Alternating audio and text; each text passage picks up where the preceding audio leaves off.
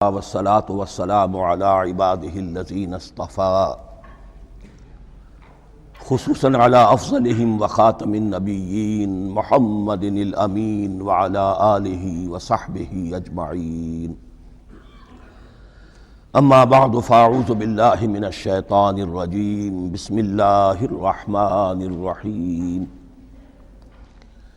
الحمد لله رب العالمين الرحمن الرحيم مالك يوم الدين إياك نعبد وإياك نستعين اهدنا الصراط المستقيم صراط الذين أنعمت عليهم غير المغضوب عليهم ولا الضالين آمين. رب اشرح لي صدري ويسر لي امري واحلل عقدة من لساني يفقهوا قولي. اللهم ربنا الهمنا رشدنا واعذنا من شرور انفسنا. اللهم ارنا الحق حقا وارزقنا اتباعه وارنا الباطل باطلا وارزقنا اجتنابه. اللهم ربنا يسر لنا امورنا كلها واتمم لنا بالخير وتقبل منا فإنك خير المتقبلين آمین یا رب العالمین. ابھی میں نے سورہ فاتحہ کی تلاوت کی ہے اور آپ نے سماعت فرمائی. یہ سورہ مبارکہ مصحف کے اعتبار سے تو پہلی سورت ہے ہی، سب کو معلوم ہے، لیکن یہ بھی نوٹ کر لیجئے کہ یہ نزول کے اعتبار سے بھی سب سے پہلی مکمل سورت جو حضور پر نازل ہوئی وہ یہی ہے. اس سے قبل متفرق آیات نازل ہوئیں، 5 آیتیں سورہ علق کے آغاز میں، کچھ آیتیں سورہ قلم یا سورہ نون کے آغاز میں، کچھ آیتیں سورہ مزمل کی ابتدا کی، کچھ آیتیں سورہ مدثر کے آغاز کی. 5ویں وحی تقریباً اس پر اجماع ہے کہ یہ سورۃ الفاتحہ کی ہے اور یہ مکمل سورت ہے جو حضور پر نازل ہوئی. سورۃ الفاتحہ کے معنی ہوئے افتتاحی سورت. فتح یفتح کے معنی ہے کھولنا، مفتاح کنجی کو کہتے ہیں، چابی کو. تو یہ اوپننگ سورہ آف دی قرآن، قرآن حکیم کی افتتاحی صورت. ویسے جیسا کہ میں تعارف قرآن کے ضمن میں عرض کر چکا ہوں، عربوں کا یہ مزاج تھا کہ جس چیز سے انہیں خصوصی محبت ہوتی تھی اس کے بہت سے نام رکھتے تھے. اس کے بھی بہت سے نام ہیں. سورۃ الفاتحہ سب سے عام ہے، لیکن الکافیہ، الشافیہ، ام القرآن، اساس القرآن، کم سے کم یہ 4 نام تو میں سمجھتا ہوں کہ ہر مسلمان کو مزید معلوم ہونے چاہیے، اور بھی بہت سے نام. اس سورہ مبارکہ کی بالاتفاق و بالاجماع 7 آیتیں ہیں، اگرچہ ان کی ترتیب میں کچھ اختلاف ہے. ایک رائے یہ ہے، اور یہ رائے امام شافعی کی بھی ہے اور بصرہ کے جو قراء تھے ان کی بھی ہے، کہ آیت بسم اللہ بھی سورہ فاتحہ میں شامل ہے، اس کا جز ہے. وہ اس کو شامل کر کے پھر 7 آیتیں بناتے ہیں. تو آخری جنہیں ہم 2 آیتیں سمجھتے ہیں، صراط الذین انعمت علیہم غیر المغضوب علیہم ولا الضالین، وہ ان کے نزدیک ایک آیت ہے. تو گویا کہ نتیجہ یہ نکلا کہ آیتوں کی تعداد 7 ہی رہتی ہے. امام ابو حنیفہ رحمۃ اللہ علیہ کا موقف اور کوفے کے جو قراء تھے ان کا بھی موقف یہ ہے کہ آیت بسم اللہ نہ سورہ فاتحہ کا جز ہے نہ کسی اور سورت کا جز ہے، سوائے ایک مقام پر جہاں حضرت سلیمان علیہ السلام کا خط جو ہے نقل ہوا ہے، جنہوں نے ملکہ سبا کو لکھا تھا، انہ من سلیمان و انہ بسم اللہ الرحمن الرحیم. تو قرآن کے متن میں صرف اسی جگہ پر یہ آیت شامل سمجھتے ہیں، باقی یہ صرف علامت کے طور پر کہ یہاں سے ایک نئی سورت شروع ہو رہی ہے درج کی گئی ہے. اس سورہ مبارکہ کو الصلاح قرار دیا گیا ایک حدیث میں. اس کا جو اسلوب ہے وہ دعا کا ہے، اور دعا کے ساتھ اس کی جو مناسبت ہے، اور پھر اسی کی وجہ سے ہماری نماز کا یہ جزو لا ینفک بنا دیا گیا. بلکہ ایک حدیث جو میں آپ کو سناؤں گا اس میں اسی کو نماز قرار دیا گیا، الصلاح یہی ہے. ویسے وہ حدیث مبارک موجود ہے، من لم یقرأ بفاتحۃ الکتاب لا صلاۃ لمن لم یقرأ بفاتحۃ الکتاب، جو شخص سورہ فاتحہ کی تلاوت نہیں کرتا اس کی کوئی نماز نہیں۔ اس کے حوالے سے بھی ہمارے ہاں دو مسلک ہیں، ذکر صرف اس لیے کر رہا ہوں کہ آپ کے علم میں ہو، ان میں کوئی بنیادی فرق نہیں ہے۔ کسی بھی ایک رائے کا انسان قائل اور حامل ہو سکتا ہے بغیر اس کے کہ دوسرے کو بالکل غلط قرار دے، بلکہ یہ کہ اس کے لیے بھی گنجائش اپنے ذہن میں اور اپنے دل میں رکھے۔ اور دوسری آیت یہ ہے کہ اس کا حصہ نہیں ہے۔ اسی اعتبار سے یہ کہ یہ سورہ مبارکہ نماز میں پڑھی جانی ضروری ہے، لا صلاۃ لمن لم یقرأ بفاتحۃ الکتاب۔ البتہ یہ اختلاف ہے، یہ بات جو میں ذکر کر رہا تھا جو ذہن سے نکل گئی، کہ آیا مقتدی جو ہے امام کے پیچھے کھڑا ہو کر جب نماز پڑھ رہا ہو تو کیا اس صورت میں بھی اس کے لیے لازم ہے کہ سورہ فاتحہ پڑھیں؟ اس میں دو رائے ہو گئی، بلکہ تین۔ ایک رائے انتہائی ہے اور وہ فقہ حنفی کی طرف منسوب ہے کہ اگر آپ امام کے پیچھے مقتدی کی حیثیت سے نماز پڑھ رہے ہیں تو کسی بھی رکعت میں آپ سورہ فاتحہ نہیں پڑھیں گے۔ ایک دوسری بالکل برعکس رائے ہے، وہ امام شافعی رحمۃ اللہ علیہ کی ہے کہ ہر حالت میں، چاہے امام جہری رکعت پڑھا رہا ہو جس میں وہ بلند آواز سے سورہ فاتحہ پڑھ رہا ہو، اور چاہے وہ سری رکعت ہو، ہر حالت میں مقتدی کو بھی پڑھنی ہے۔ ایک تیسری رائے بین بین ہے، وہ امام مالک کی ہے رحمۃ اللہ علیہ، کہ جو سری رکعت ہے جس میں کہ امام بھی خاموشی سے پڑھ رہا ہے، مقتدیوں کو بھی پڑھنی چاہیے۔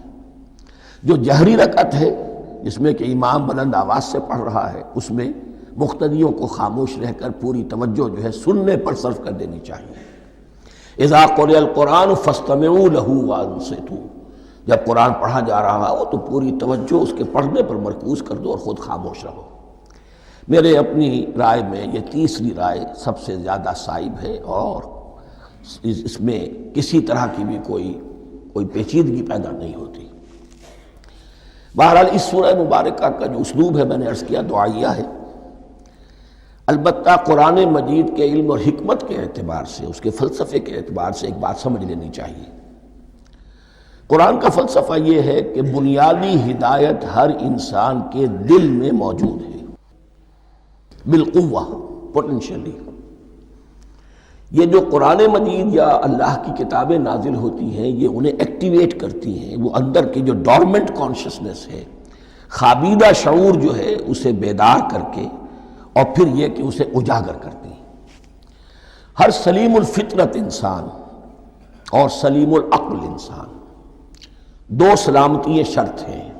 سلیم الفطرت، نیچر پرورٹڈ نہ ہو، فطرت مسخ نہ ہو گئی ہو، عقل سلیم ہو۔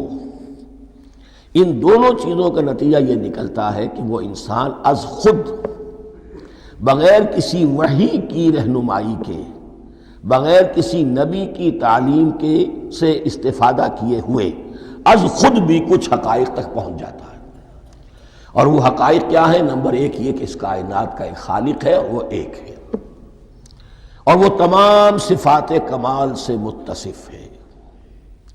نمبر دو یہ کہ انسان کی زندگی صرف یہ زندگی نہیں ہے، بلکہ ایک اور زندگی ہے کہ جس میں اس زندگی کے اعمال کے نتائج برآمد ہوں گے۔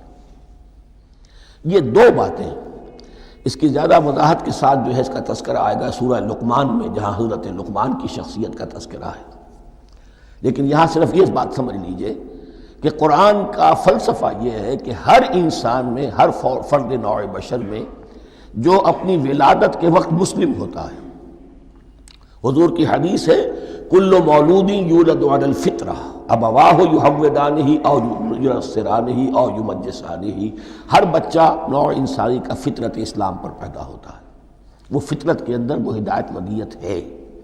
اب اگر وہ فطرت بس نہیں ہوئی اور عقل جو ہے وہ صحیح رخ پر کام کر رہی ہے تو ان دو حقائق تک وہ انسان خود پہنچ جائے گا۔ لیکن ان دونوں حقائق تک پہنچنے کے بعد اب وہ دست بستہ دعا کرے گا کہ اے رب، اب مزید ہدایت تو مجھے عطا فرما۔ ایک تو یہ کہ میں کیا کروں کیا نہ کروں، میری عقل اس میں ٹھوکر کھا سکتی ہے، میں کسی اچھی چیز کو بری سمجھ سکتا ہوں، کسی بری کو اچھی سمجھ سکتا ہوں، تو مجھے صحیح راستہ، صحیح راہ ہدایت پر چلا۔ یہ دعا ہے جو انسان کرتا ہے جبکہ وہ ایمان باللہ اور ایمان بالآخرہ تک خود پہنچ چکا ہوتا ہے اور یہ سمجھتا ہے کہ صحیح زندگی کا رخ یہی ہے کہ جس رب کو میں نے پہچانا ہے کہ وہ اس کائنات کا خالق ہے اور مالک ہے اور رب ہے، میں اس کی بندگی کروں، اس کی اطاعت کروں، اس کا حکم مانوں، اس کے راستے پر چلوں۔ لیکن وہ راستہ کون سا ہے؟ اس کے لیے پھر دست بدعا ہوتا ہے کہ پروردگار تو میری رہنمائی فرما۔ یہ مقام ہے کہ جہاں آپ سمجھ لیجئے اپنے آپ کو بھی آج اس جگہ پر تصور کرتے ہوئے پھر اس سورہ مبارکہ کو پڑھیے کہ آپ اس مقام پر اللہ کے فضل و کرم سے پہنچ چکے ہیں کہ اللہ کو آپ نے پہچان لیا اور اس کی توحید کو جان لیا، اس کی جملہ صفات کمال سے آپ واقف ہو گئے۔ آپ یہ بھی جان گئے کہ بڑھ کر اس کے حضور میں حاضر ہونا ہے اور وہ حساب کتاب لے گا۔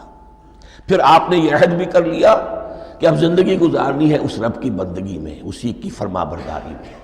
اب یہاں کھڑے ہو کر آپ پوچھتے ہیں کہ اللہ مجھے وہ تفصیلی ہدایت عطا فرما، ایسا نہ ہو کہ کبھی میں کسی راستے پر چلتا ہوا کسی پگڈنڈی پر مڑ جاؤں اور وہ تھوڑی سی جو ڈیوییشن ہو میرے راستے کی وہ میری عاقبت کو برباد کر دے۔ یک لحظہ غافل گشتم اور صد سال راہم دور شد، اس لیے کہ ہوتا یہی ہے سیدھے راستے سے ذرا سی کوئی پگڈنڈی جو ہے تھوڑے سے اینگل پر نکلی ہے، لیکن جب چلتے جائیں گے آپ تو جتنا آگے بڑھیں گے اس پر اس راہ صراط مستقیم سے آپ اتنے ہی زیادہ دور ہوتے چلے جائیں گے۔ یہ ہے قرآن مجید کی حکمت اور فلسفے کے اعتبار سے اس سورہ مبارکہ کا مقام۔ اب آئیے ہم بسم اللہ کرتے ہیں۔ بسم اللہ الرحمن الرحیم، شروع کرتا ہوں میں اللہ کے نام سے جو رحمان اور رحیم ہے۔ اس پر کچھ گفتگو ہو چکی ہے تعارف قرآن کے ضمن میں کہ رحمان اور رحیم دو نام ہیں کہ جو رحمت کے مادے سے نکلتے ہیں۔ رحمان میں اللہ تعالیٰ کی رحمت کا جوش ہے، جانی کیفیت، طوفانی کیفیت، اور رحیم میں اللہ تعالیٰ کی رحمت کا دوام اور تسلسل۔ یہ دونوں کیفیات اللہ کی رحمت میں بیک وقت موجود ہیں، جس کا ہم تصور نہیں کر سکتے۔ ہم سمندر کو دیکھتے ہیں، متلاطم سمندر ہے، اس میں ہیجان ہے، طوفان ہے۔ دریا کو دیکھتے ہیں کہ وہ سکون کے ساتھ چل رہا ہے، خاموشی سے چل رہا ہے، بہہ رہا ہے، بس تسلسل کے ساتھ بہہ رہا ہے۔ ہم ان دونوں کیفیات کو علیحدہ علیحدہ دیکھتے ہیں تو ہمارا ذہن ان دونوں کو بیک وقت اس کا تصور نہیں کر سکتا، تخیل ممکن نہیں۔ لیکن اللہ کی رحمت کی یہ دونوں شانیں مستقلاً ہر وقت موجود ہیں بیک وقت، اسی لیے ان دونوں کے درمیان کہیں حرف عطف نہیں آئے گا۔ بسم اللہ الرحمن الرحیم، الحمدللہ رب العالمین۔ کل حمد، اور حمد کو ذہن میں رکھ لیجئے، حمد مساوی ہے تعریف جمع شکر۔ عام طور پر ترجموں میں ایک لفظ لایا جاتا ہے، کل تعریف اللہ کے لیے، یہ کافی نہیں ہے۔ تعریف آپ کسی شے کی کر سکتے ہیں جس میں کوئی حسن ہے، خوبی ہے، کسی بھی اعتبار سے، خواہ آپ کو اس کے حسن و خوبی سے کوئی فائدہ حاصل نہیں ہو رہا۔ ایک پھول ہے، بہت خوبصورت ہے، بس ٹھیک ہے، خوبصورت ہے، آپ نے کہا، تعریف کر دی۔ شکر کرتے ہیں آپ اس شے کا جس سے آپ کو کوئی فائدہ پہنچا ہو، استفادہ ہوا ہو، آپ کی کوئی ضرورت پوری ہوئی ہو، آپ کی کوئی مشکل رفع ہوئی ہو۔ اور آپ دیکھیں گے کہ حمد میں یہ شکر کا پہلو غالب ہے۔ جتنی بھی دعائیں ہیں حضور سے منقول، شکر کے مقام پر وہاں حمد آتا ہے۔ بھوک لگی ہوئی تھی، کھانا کھایا، الحمدللہ الذی اطعمنی وسقانی۔ اب یہاں دیکھیے ترجمہ تعریف نہیں، شکر ہے اس اللہ کا جس نے مجھے کھلایا اور پلایا۔ آپ بیت الخلاء سے باہر آئے، نجاستیں آپ سے دور ہو گئیں، طبیعت میں انشراح ہوا، الحمدللہ الذی اذھب عنی الاذی وعافانی۔ وہ شکر ہے اس اللہ کا جس نے اذیت بخش چیزیں مجھ سے دور کر دیں اور مجھے عافیت بخشی۔ تو یہ الحمدللہ رب العالمین، اللہ تعالیٰ کا حسن و کمال اور حسن و جمال اپنی جگہ بھی اس انتہا کا ہے کہ جتنی تعریف اس کا حق ہے ہم کر ہی نہیں سکتے، لیکن اس کے احسانات اور انعامات ہم پر اتنے ہیں کہ ہم ان کو بھی گن نہیں سکتے۔ لہذا ایک ہی احصاء ہم نے کر دیا الف لام کے ساتھ، الحمدللہ رب العالمین۔ تمام تعریفیں اور کل شکر اللہ کے لیے ہیں کہ جو تمام جہانوں کا پروردگار ہے، رب ہے، مالک ہے۔ رب میں ایک مفہوم ہوتا ہے ربوبیت کا، اور اس میں مفہوم شامل ہوتا ہے تربیت کا، ربیانی صغیرہ۔ تو مالک ہونا اور تربیت دینا۔ آپ جس شے کے مالک ہوں گے آپ چاہیں گے اس میں بڑھوتری ہو، اس میں اضافہ ہو، وہ نشو و نما پائے۔ تو یہ دونوں چیزیں آپس میں ایک دوسرے کا جڑی ہوئی ہیں، پروردگار بھی اور مالک بھی۔ عام طور پر عربی میں رب کا لفظ مالک کے لیے آتا ہے، رب البیت، رب الدار، رب المال، تو مالک وہاں پر ظاہر بات ہے کہ اس سے مراد کیا ہے؟ مال والا، گھر والا، گھر کا مالک۔ تو کل شکر اور کل تعریف اس اللہ کے لیے ہے جو تمام جہانوں کا مالک بھی ہے اور پروردگار بھی ہے۔ الرحمن الرحیم، رحمان ہے اور رحیم ہے۔ اب دوبارہ اس کی میں وضاحت نہیں کروں گا۔ مالک یوم الدین، یوم دین کا مختار مطلق ہے۔ دین عربی زبان میں کہتے ہیں بدلے کو، دناہم کما دانو، کما تدینو تو دانو، یہ کہاوت ہے۔ جیسے اردو میں ہم کہتے ہیں جیسا کرو گے ویسا بھرو گے، کما تدینو تو دانو، تو یہ ہے بدلہ۔ اس کا بنیادی مفہوم جو ہے وہ بدلہ ہے۔ تو بدلے کا ایک دن ہے جس دن فیصلہ ہوگا کہ کون کیا کما کر لایا ہے اور اسے کیا بدلہ ملنا چاہیے۔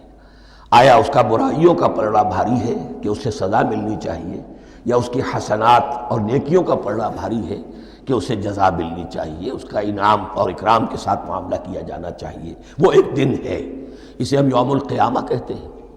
اور لیکن اصل بات جو یہاں کہی گئی، یعنی ایک جملے میں 3 باتوں کا اعتراف ہو رہا ہے۔ بعث بعد الموت، ایک دن آئے گا کہ ہم مرنے کے بعد تمام انسان اٹھا لیے جائیں گے، پھر حساب و کتاب، پھر اللہ کے ہاں حاضری ہوگی اور حساب کتاب ہوگا۔ اور تیسرے یہ کہ اس حساب کتاب کے دن کا مختار مطلق اللہ ہے، یعنی کسی اور کو اپنے ذہن میں سہارا بنا کر آپ زندگی گزاریں کہ وہ مجھے چھڑا لے گا، یا وہ ہستی جو ہے اتنی زوردار ہے کہ وہ مجھے بچا لے گی، اس سے اپنے دل کو، اپنے ذہن کو بالکل پاک کر لیجئے۔ مالک یوم الدین، ایک دوسری جگہ پر قرآن میں آیا ہے، اس روز کوئی پکارنے والا پکارے گا لمن الملک اليوم للہ الواحد القہار، آج کے دن کس کا اختیار مطلق ہے؟ اور پھر کہا جائے گا اللہ کے لیے، الواحد قہار، جو پوری طرح چھایا ہوا ہے، مستولی ہے۔ تو مالک یوم الدین، جو جزا و سزا کے دن کا مالک ہے۔ اب یہاں سے کلام ایک رخ بدل رہا ہے۔ ابھی تک تو یہ غائبانہ انداز میں کلام ہو رہا ہے، اللہ سے خطاب نہیں آیا اس میں ابھی۔ الحمدللہ رب العالمین الرحمن الرحیم مالک یوم الدین، اب خطاب ہے ایاک نعبد و ایاک نستعین، ہم صرف تیری ہی بندگی کرتے ہیں اور کریں گے، اور ہم صرف تجھ ہی سے مدد مانگتے ہیں اور مانگیں گے۔ یہ ترجمہ میں کیوں کر رہا ہوں کہ یہ فعل مضارع ہے۔ عربی زبان میں فعل مضارع حال اور مستقبل دونوں کو کور کرتا ہے۔ ایاک کا جو ہے مفعول فاعلی جو ہے، مفعول جو ہے اس میں ضمیر مفعولی، اسے پہلے لا کر حشر کا مضمون پیدا ہو گیا۔ ہم تیری بندگی کرتے ہیں نہیں، ہم تیری ہی بندگی کرتے ہیں اور کریں گے۔ حال میں ترجمہ کیجئے تو یہ اظہار حال ہے، اور مستقبل میں ترجمہ کیجئے تو یہ ایک عہد ہے، قول و قرار ہے، بہت بڑا معاہدہ ہے۔ وَإِيَّاكَ نَسْتَعِينُ، اور صرف تجھ ہی سے مدد مانگتے ہیں اور مانگیں گے۔ اس میں بھی حال کا ترجمہ اظہار حال، اللہ کرے کہ واقعی ہمارا حال وہی ہو، جب ہم یہ الفاظ کہتے ہیں تو واقعتاً ہم اس پر پورے اتر رہے ہوں کہ اسی کی بندگی کر رہے ہوں اور اسی سے ساری استعانت اور استمداد کر رہے ہیں۔ جہاں تک مستقبل کا تعلق ہے وہ پھر ایک عہد ہے، اہدنا الصراط المستقیم، یہ مقام وہ آ گیا کہ یہاں تک تو اے پروردگار ہم پہنچ گئے، تیرے فضل سے، تیرے کرم سے۔ فطرت سلیمہ بھی تیری عطا کردہ تھی، عقل سلیم بھی تیری ودیعت کردہ تھی، ان دونوں کی روشنی سے ہم یہاں تک تو پہنچ گئے۔ اب ہماری جو ضرورت ہے، احتیاج ہے، وہ کیا ہے؟ اہدنا الصراط المستقیم، ہدایت بخش ہمیں سیدھے راستے کی۔ یہاں 2 باتیں سمجھ لیجئے۔ انفرادی سطح پر انسان کے لیے نہ معلوم کتنے مرحلے آتے ہیں ہر روز کہ جس میں وہ ایک چھٹک کر کھڑا ہو جاتا ہے، یہ کروں یا یہ کروں، 2 آلٹرنیٹو سامنے آ رہے ہیں، فیصلہ کرنا مشکل ہو رہا ہے۔ قدم قدم پر ہدایت کی ضرورت ہے۔ اور اجتماعی طور پر نوع انسانی 3 بڑے بڑے تمدنی مسائل میں واقعہ یہ ہے کہ تسلیم کر لیا جانا چاہیے کہ عقل انسانی اس کو راستہ نہیں دکھا سکتی۔ عام معاشرتی سطح پر مرد اور عورت کے درمیان حقوق اور اختیارات کا کیا توازن ہو، ناممکن ہے، انسان طے نہیں کر سکتا۔ انسان یا مرد ہے یا عورت ہے۔ عورت سوچے گی اپنے اپنے جذبات کا، اپنے خیالات کا لحاظ رکھے گی، مرد کے جذبات و احساسات کا اس کا کوئی تصور ہی ممکن نہیں۔ مرد سوچے گا اسے اپنے احساسات معلوم ہے، لیکن یہ کہ عورت کے احساسات سے وہ نابلد ہے، ان کو محسوس کر ہی نہیں سکتا۔ لا محالہ وہ اپنے بارے میں وہ جو بھی نظام بنائے گا اس میں وہ اپنی بالادستی رکھے گا۔ وہ تو ایک ہی ہستی ہو سکتی ہے کہ جو دونوں کی خالق ہے، مرد کی بھی عورت کی بھی، اور اس کو دونوں سے محبت ہے، دونوں کا خیر خواہ ہے، دونوں کا رب ہے، دونوں کو پروان چڑھانا چاہتا ہے۔ اسی طرح فرد اور معاشرہ یا ریاست، حکومت اور ریاست ہمیشہ یہ چاہتی ہے کہ سارے اختیارات ہمارے ہاتھ میں آ جائیں، ٹوٹلیٹیرین سوسائٹی ہو، بس ہم حکم دیں اور لوگ اس پر چلیں۔ افراد یہ چاہتے نہیں، ہمیں آزادی ہونی چاہیے۔ اب آپ دیکھیے کہ دنیا میں کتنے جھگڑے چلتے ہیں اسی پر، فریڈم فریڈم فریڈم۔ وہ فریڈم واقعتاً اپنی جگہ پر ایک شے ہے، افراد کی آزادی ہونی چاہیے، لیکن افراد کی آزادی اتنی نہ ہو جائے کہ وہ مادر پدر آزاد ہو جائے، کوئی قانون، کوئی قاعدہ، کوئی اخلاقی کوئی حدود اور قیود جو ہے ان کا پابند نہ رہے۔ تو اب کہاں ہے وہ نقطہ اعتدال کہ جس میں انسان کے انفرادی آزادی، انفرادی اختیار اور ادھر اجتماعی مصلحتیں جو ہیں ان کو بیلنس کیا جا سکے؟ انسان طے نہیں کر سکتا، صرف اللہ ہی اس کے لیے نظام دے سکتا ہے۔ تیسرا مسئلہ ہے سرمایہ اور محنت، اس میں کیا توازن ہو؟ سرمایہ اور محنت دونوں مل کر کچھ بنا رہے ہیں، کچھ پروڈیوس کر رہے ہیں۔ اب اس میں نفع جو ہوا ہے اس میں سرمایہ کا کتنا حصہ ہونا چاہیے اور لیبر کا کتنا ہونا چاہیے، کون طے کر سکتا؟ اس کے لیے بھی کہ ایسا نہ ہو کہ سرمایہ داری جو ہے آکاش بیل بن کر پورے معاشرے پر چھا جائے، اور غریب بیچارہ، مزدور بیچارہ، کاشتکار بیچارہ وہ گویا کہ چکی کے دو پارٹوں میں پس کر رہ جائے، اس کی کوئی حیثیت نہ رہ جائے۔ لیکن یہ کہ دوسری طرف اگر یہ کہ مزدور کا جو حق ہے اس سے زیادہ اس کو دے دیا جائے تو سرمایہ جو ہے وہ سکڑ جائے گا، شائی ہو جائے گا، وہ پھر میدان میں نہیں آئے گا۔ کیا کیا جائے؟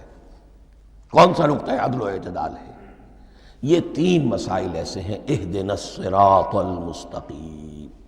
تو یوں سمجھیے کہ ایک جو بنیادی ہدایت تھی، ایک اللہ کو پہچان لینا، یہ جان لینا کہ کل حسن و جمال اور تمام انعام و اکرام کا منبع اس کی ذات ہے، وہ رحمان ہے اور رحیم ہے، اور یہ جان لینا کہ مرنے کے بعد جی اٹھنا ہے، حساب کتاب ہے، فیصلہ ہوگا جزا و سزا کا، اور مختار مطلق اس دن کا اللہ ہے۔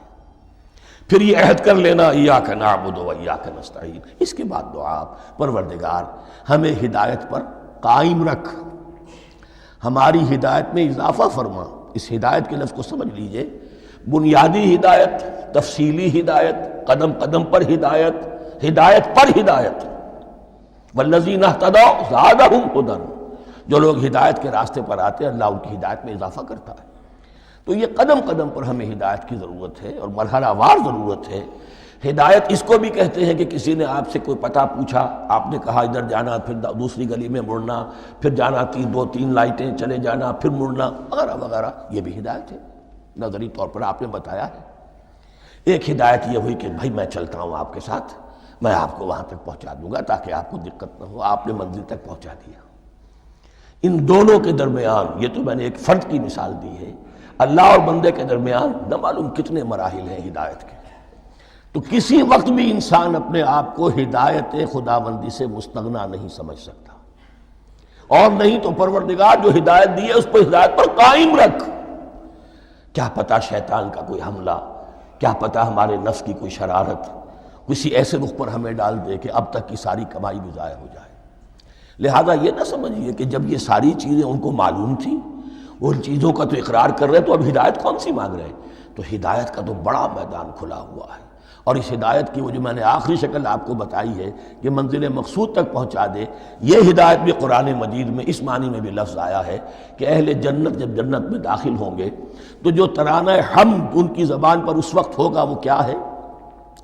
الحمدللہ الذی ہدانا لہذا وما کننا لنہتدی لولا ان ہدانا اللہ۔ کل شکر صلی اللہ کا جس نے ہمیں یہاں تک پہنچا دیا، ہدایت دی یہاں تک پہنچا دیا، اور ہم ہرگز نہ پہنچ پاتے، ہم ہرگز ہدایت یافتہ نہ ہو سکتے اگر اللہ ہی ہمیں ہدایت نہ دیتا۔ اہدنا الصراط المستقیم، سیدھا راستہ، صراط الذین انعمت علیہم، اب اس کی مزید وضاحت ہے، راستہ اس کا ان لوگوں کا جن پر تیرا انعام ہوا۔ یہ کون لوگ ہیں؟ اس کی وضاحت آپ کو ملے گی سورہ نساء میں، من یطع اللہ والرسول فاولئک مع الذین انعم اللہ علیہم من النبیین والصدیقین والشہداء والصالحین۔ چار طبقات ہیں منعم علیہم جن پر اللہ کا انعام ہوا ہے۔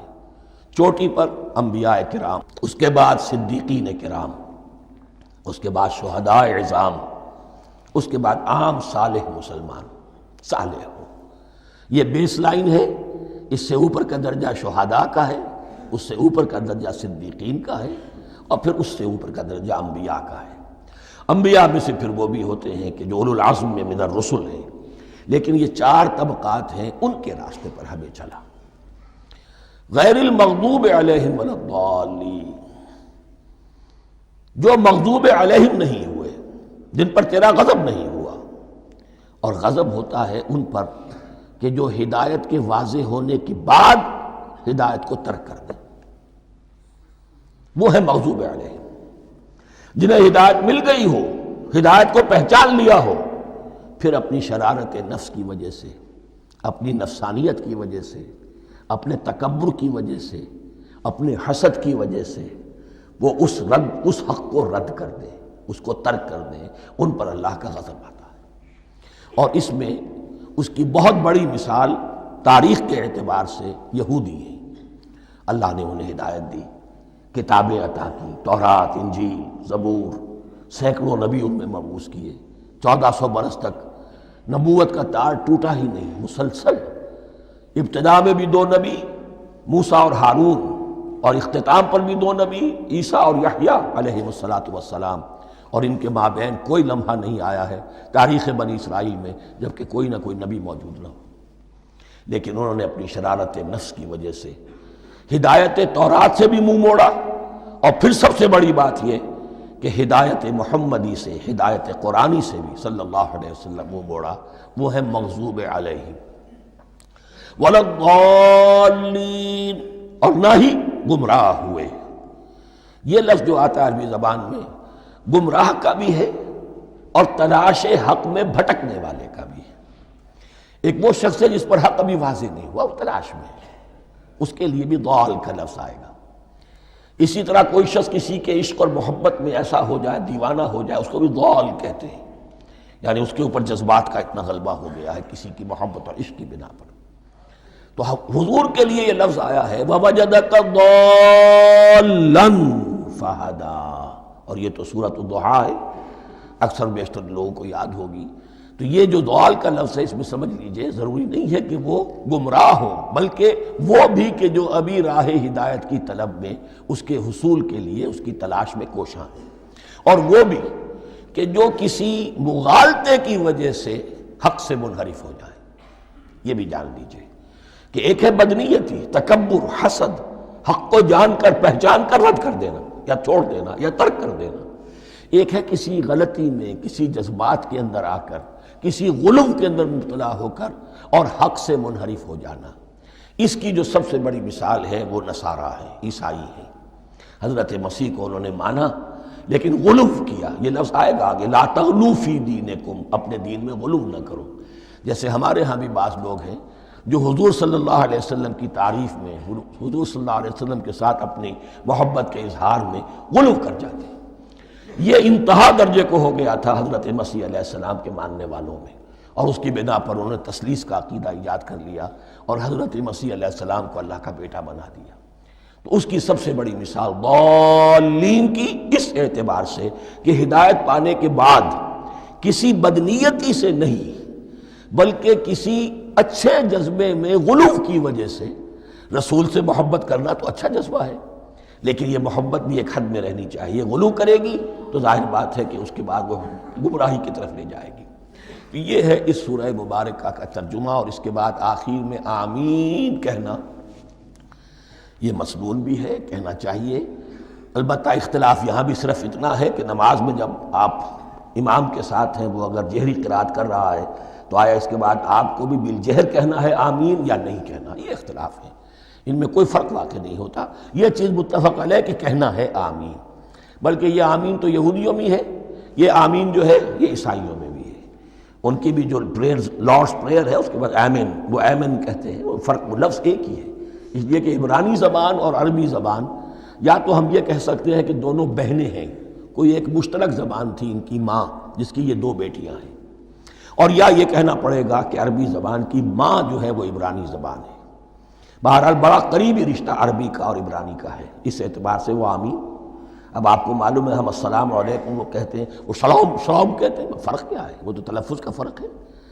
اسی طریقے سے اور بہت سے الفاظ ہیں، میں بعد میں بتا۔ اب میں اس سورہ مبارکہ کے بارے میں خاص حدیث آپ کو سنانا چاہتا ہوں، اور اسی سے در حقیقت جو امام ابو حنیفہ کا موقف ہے رحمۃ اللہ علیہ، اس کی حقانیت مزید مبرہن ہو جائے گی۔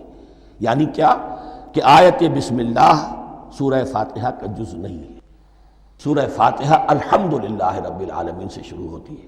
وہ میں آپ کو بتانا بھول گیا کہ جن کے نزدیک یہ سورت کا جز ہے وہ پھر جہری قرات میں بسم اللہ الرحمن بھی بلند آواز سے کہیں گے، اور جن کے نزدیک یہ سورہ فاتحہ کا جز نہیں ہے وہ نہیں کہیں گے، وہ الحمدللہ رب العالمین سے قرات کریں گے۔ تو کوئی فرق نہیں ہے بنیادی۔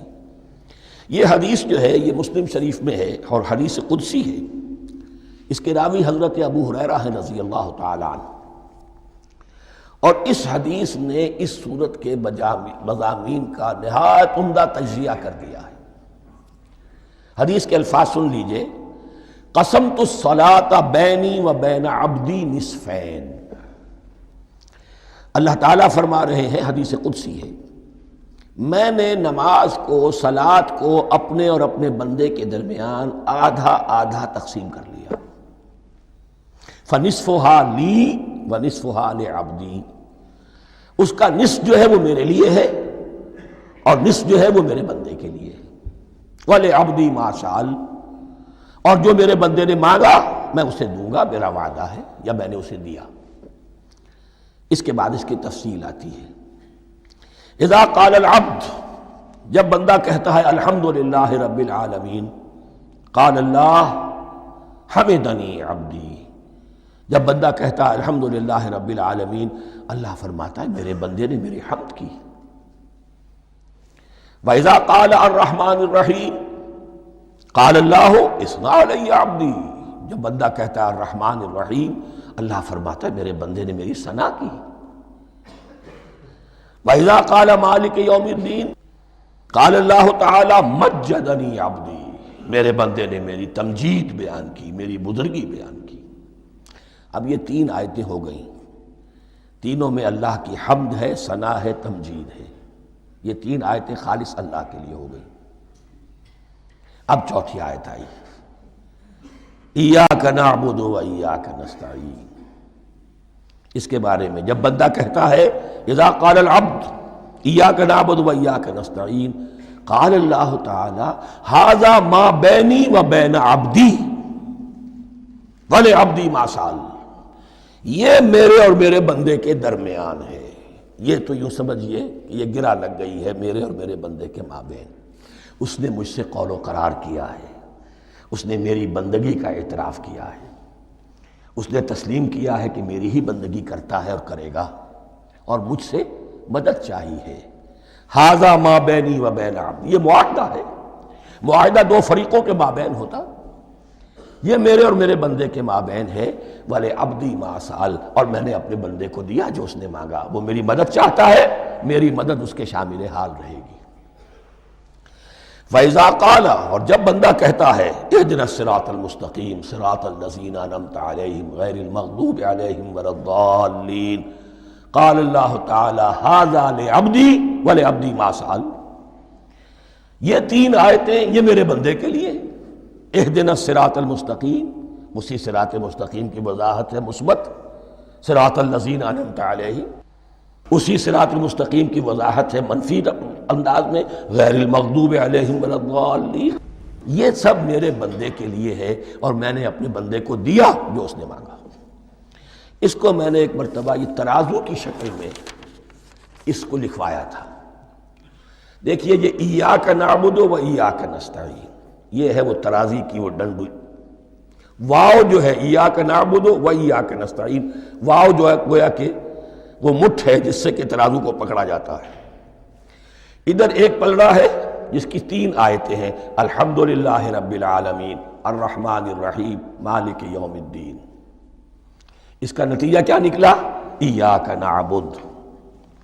آپ نے شاید یہ سنا بھی ہو، ایک بہت ہی عمدہ قرات کا جو ریکارڈ ہے قاری عبدالباسط عبدالصمد کا، وہ یہیں سے چل کر سورہ فاتحہ کی قرات کر کے ایاک نعبد پر آ کر رکتا ہے۔ الحمدللہ رب العالمین الرحمن الرحیم مالک یوم الدین ایاک نعبد۔ گویا کہ یہاں یہ صورت بالکل ہاف ہو گئی ہے۔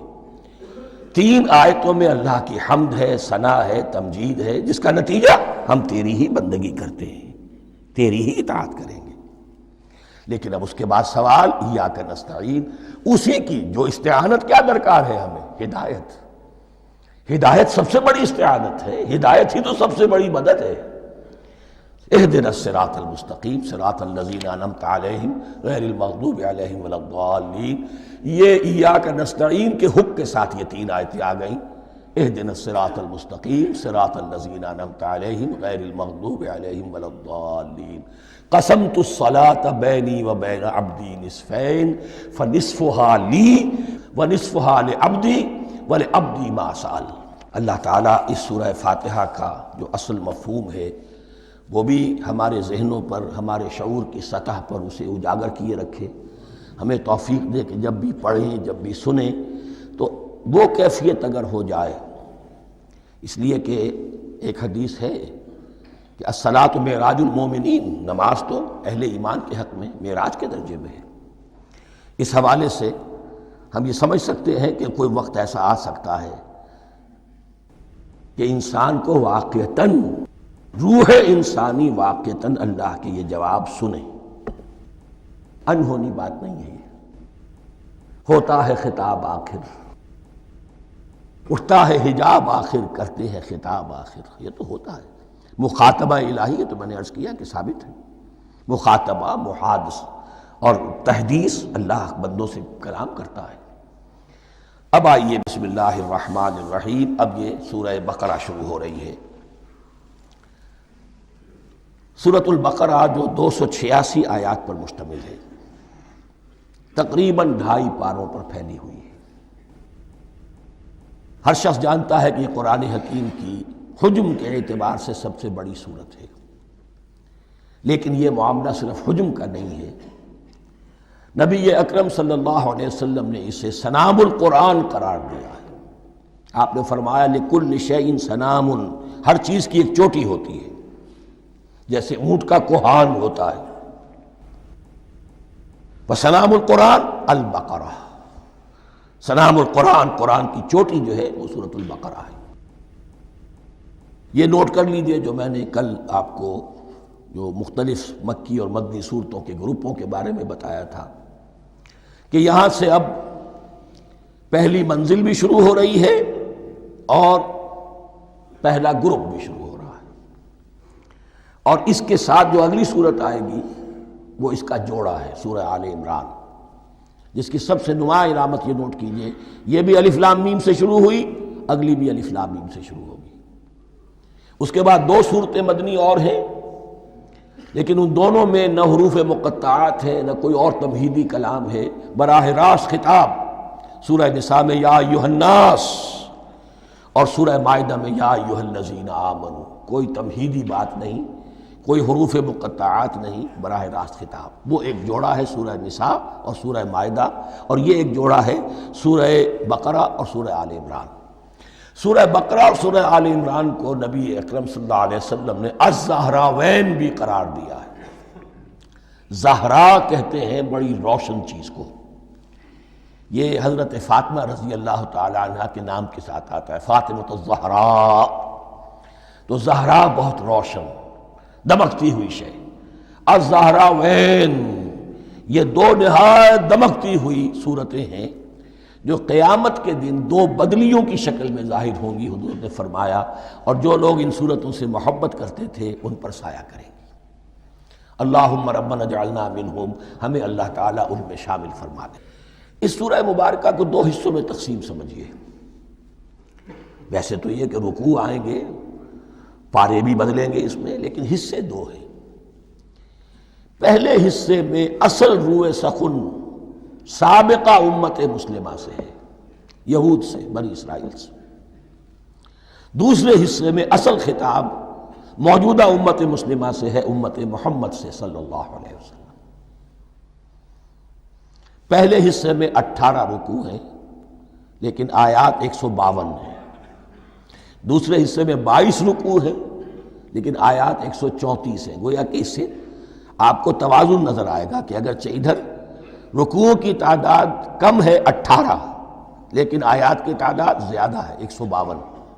دوسرے حصے میں رکوعوں کی تعداد زیادہ ہے 22 لیکن آیات کی تعداد 134۔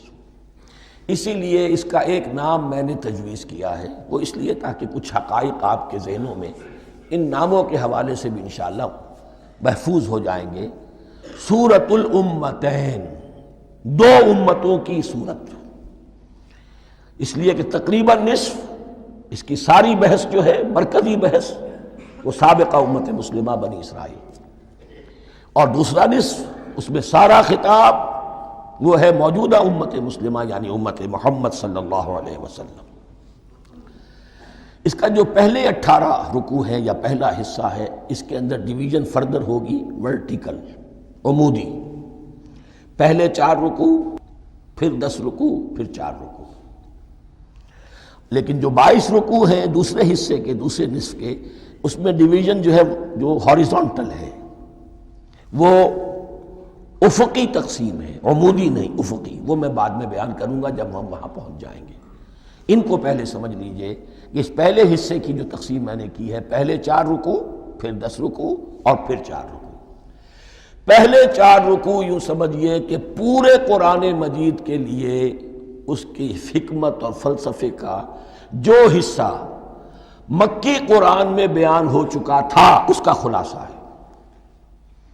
جب یہ صورت نازل ہو رہی ہے تو یہ تو مدینہ میں حضور تشریف لا چکے ہیں، 12-13 سال جو ہے گزر چکے ہیں، اور ان 12-13 سالوں کے دوران 2/3 قرآن نازل ہو چکا ہے۔ اس میں جو بھی حکمت، فلسفہ اور بنیادی دعوت، یہ جو چیزیں مکی قرآن میں بیان ہوئیں، ان کا خلاصہ نچوڑ نکال کر یہاں 4 رکوعوں میں رکھ دیا گیا۔ اگرچہ ان میں بھی جب گہرائی میں آپ دیکھیں گے تو روح سخن جو ہے وہ بنی اسرائیل کی طرف ہے، وہ میں بعد میں عرض کروں گا، لیکن اضافی طور پر یہ سمجھ لیجئے کہ پورے مکی قرآن کے حکمت اور پیغام کا خلاصہ ان 4 رکوعوں میں۔ پھر 10 رکوع ہیں جن میں براہ راست خطاب ہے سابقہ امت مسلمہ، یا بنی اسرائیل۔ اس کے بھی 2 حصے ہیں۔ پہلے ایک رکوع میں دعوت ہے، بڑا انداز اس کا بڑا پیارا ہے، اس میں دعوت ہے، ایمان لاؤ محمد پر صلی اللہ علیہ وسلم۔ اور اس کے بعد 9 رکوع ہیں ملامت کے، ملامت، تنقید، تم نے یہ کیا اور یہ کیا اور یہ کیا، ہم نے یہ احسان کیے، یہ احسان کیے، یہ احسان کیے، تم نے یہ ناشکری کی، یہ ناشکری کی، یہ ناشکری کی۔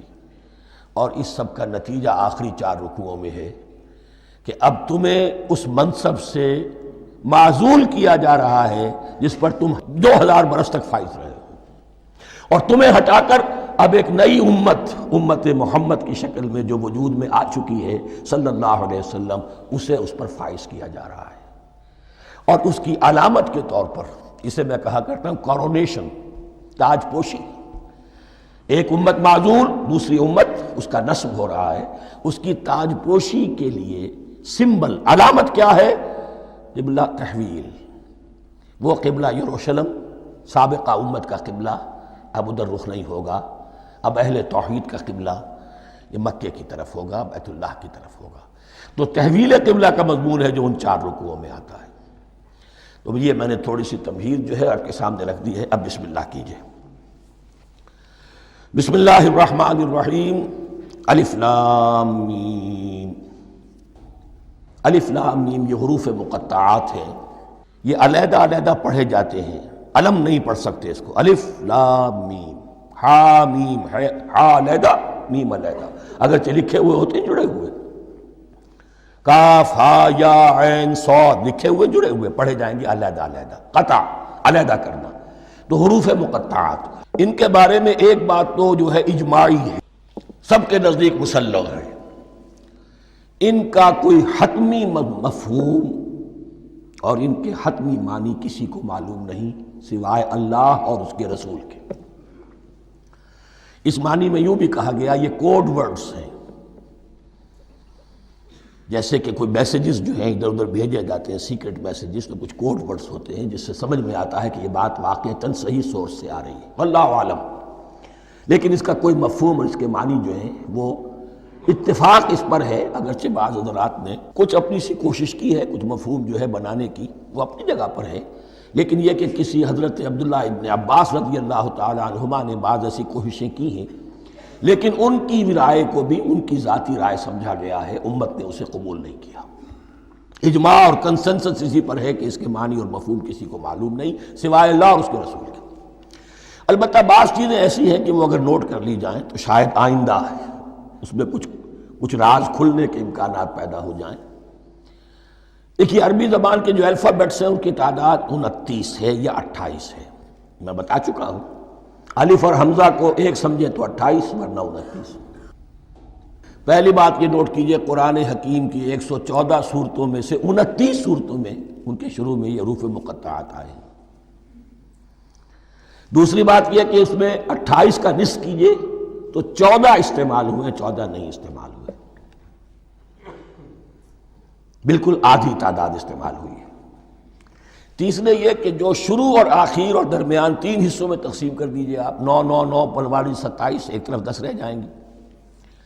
پہلے حصے میں سے بہت کم حروف لیے گئے، بہت کم،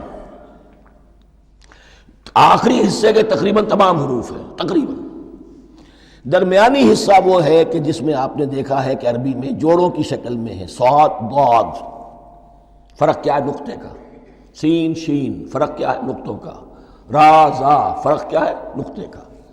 تو جو بھی نقطے والا لفظ ہے وہ نہیں لیا گیا، اور جو بغیر نقطے کے غیر منقوط ہے وہ لیا گیا۔ پھر اس میں 3 صورتیں ہیں جن میں ایک ایک حرف آیا ہے، سورہ قاف، سورہ نون، سورہ صاد۔ پھر صورتیں ہیں جن میں 2 2 آئی ہیں، جن میں 3 3 آئے ہیں، پھر 4 4 آئے ہیں، 2 ہی صورتیں ہیں جن میں 4 4 ہیں، اور 2 ہی صورتیں جن میں 5 5 ہیں۔ تو یہ ہے صرف یوں سمجھیے کہ اعداد و شمار۔ اس کے حوالے سے کچھ آدمی غور کرے تو شاید کوئی بات نکلے۔ باقی وہ مثال میں آپ کو بتا دیتا ہوں کہ حضرت عبداللہ ابن عباس نے ایک رائے ظاہر کی کہ الف لام میم در حقیقت ایک جملے کا خلاصہ ہے، انا اللہ اعلم۔ پہلا لفظ انا، اس کا الف لے لیا، درمیانی لفظ اللہ، اس کا درمیانی لام لے لیا، تیسرا لفظ اعلم، یہ آخری لفظ ہے، آخری حرف میم لے لیا، انا اللہ اعلم، میں اللہ جانتا ہوں، واللہ اعلم، واقعتاً اللہ ہی جانتا ہے۔ یہ حضرت عبداللہ ابن عباس کی رائے ہے، لیکن اگرچہ انہیں حبر الامت مانا گیا ہے، لیکن یہ کہ ان کی اس رائے کو بھی اکثر و بیشتر مفسرین نے قبول نہیں کیا۔ اب جو پہلے 2 رکوع ہیں اس سورہ بقرہ کے، ان کے بارے میں تعویل عام اور تعویل خاص کا ایک بڑا بنیادی فرق ہے جو نوٹ کر لینا چاہیے۔ جس وقت یہ صورت نازل ہو رہی ہے، میں عرض کر چکا ہوں کہ 12 سال ہو چکے تھے حضور کو اپنا فریضہ نبوت و رسالت ادا کرتے ہوئے۔